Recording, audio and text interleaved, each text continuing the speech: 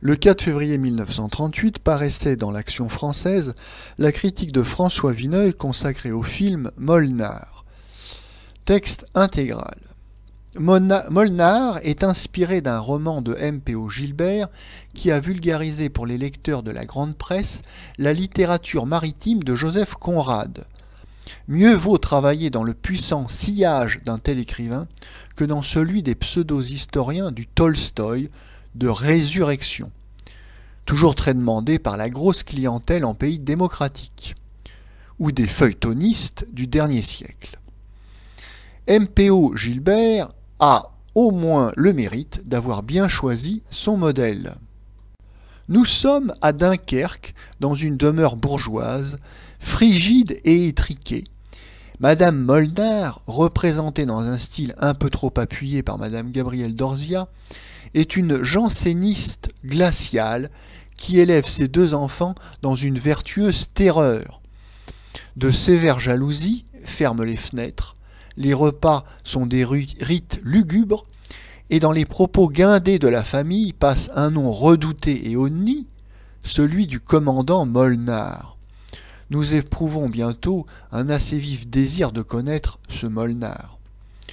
On nous transporte pour cela dans le port de Shanghai. Molnar, officier d'une compagnie dunkerquoise, fait pour son compte le trafic des armes avec les Chinois. C'est un des pirates illustres de l'Extrême-Orient, rusé, fêtard, ordurier, hardi. M. Haribor identifie assez aisément son éternelle composition à ce personnage d'écumeur d'océan. On comprend sans peine l'horreur de Madame Molnar pour un pareil époux. M. Molnar ne nous dissimule pas non plus la répugnance que lui inspire sa moitié et qui serait, croyons-nous comprendre, à l'origine de sa vocation. Nous voyons Molnar à la tête de son équipage de forbans et de casse-cou, aux prises avec un autre requin, d'eau douce celui-là, semblable à un clerc d'huissier, qui brasse en vieux veston d'alpaga et lunettes noires des affaires de 200 000 $ de mitrailleuse. C'est la lutte à mort. Dans les masures de Chapeille, Molnar, qui a déjoué toutes les polices, tue son adversaire et prend rapidement le large, ses dollars en poche. Mais le requin s'était vengé d'avance.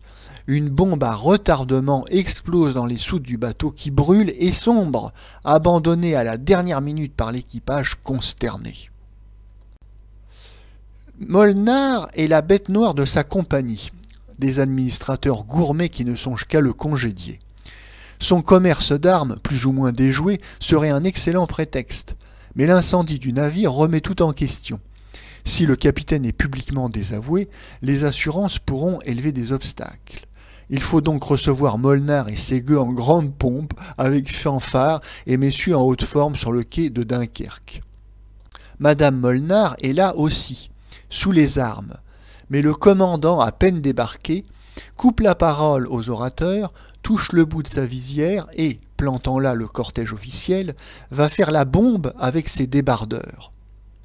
Il rentre chez lui abominablement saoul et devant les terribles reproches de Madame Molnar, qui lui tient tête crânement, ma foi, il s'en va loger dans un hôtel à matelot.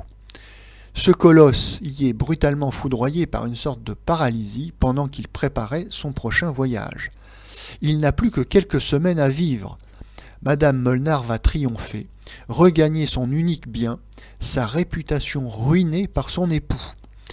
Elle le ramène chez elle. Voilà le vieux corsaire moribond, prisonnier parmi les carpettes 1900, les guéridons, les fauteuils à tétière. Il veut se tuer, mais Madame Molnar sait éviter à temps ce suprême scandale. Enfin, avec la complicité de sa fille, une gamine de 15 ans qui s'est pris pour lui d'une immense tendresse, et de son équipage qu'il adore, il parvient à s'évader. Son second l'embarque sur le nouveau bateau qui devait être à lui. Il pourra mourir face à la mer. Le classique récit à la Conrad, avec son portrait psychologique de vieux matelot et sa rivalité entre terriens et gens de mer, est renouvelé ici par ce ménage si singulièrement désaccordé d'une dévote et d'un corsaire, et par le singulier supplice que subit ce dernier. Heureusement, ce sujet est fort net, et les oppositions qu'il renferme bien marquées, car le propre de l'auteur du film, M. Robert Siodmak, ne semble pas être la clarté.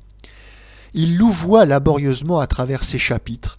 Il est à chaque instant sur le point de lâcher le fil.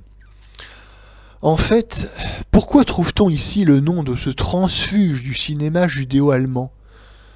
Tant à Berlin qu'à Paris, il n'a jamais été qu'un suiveur, le fabricant de séries recommençant à moindre frais un article qui eut du succès.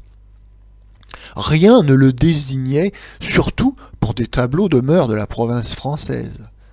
On l'y sent dépaysé, tâtonnant. Son ouvrage est consciencieux, mais lourdement bâti, sans accent et de démarche lente. Il y a dans Paris 100 metteurs en scène qui auraient mené aussi correctement cette besogne. Il y en a au moins 3 ou 4 qui auraient pu donner à un film une couleur personnelle, s'échapper de ce réalisme étroit, porter l'agonie de Molnar au plus haut point du pathétique, et en faire peut-être, sur un thème moins usé que ceux qu'on leur propose d'habitude, un film dont nous nous serions souvenus assez longtemps. Mais M. Siodmak a su donner au démêlé de Molnar et de sa compagnie un accent sournoisement socialisant. Par le temps qui court, c'est, dans les studios français, une bien meilleure référence que le talent.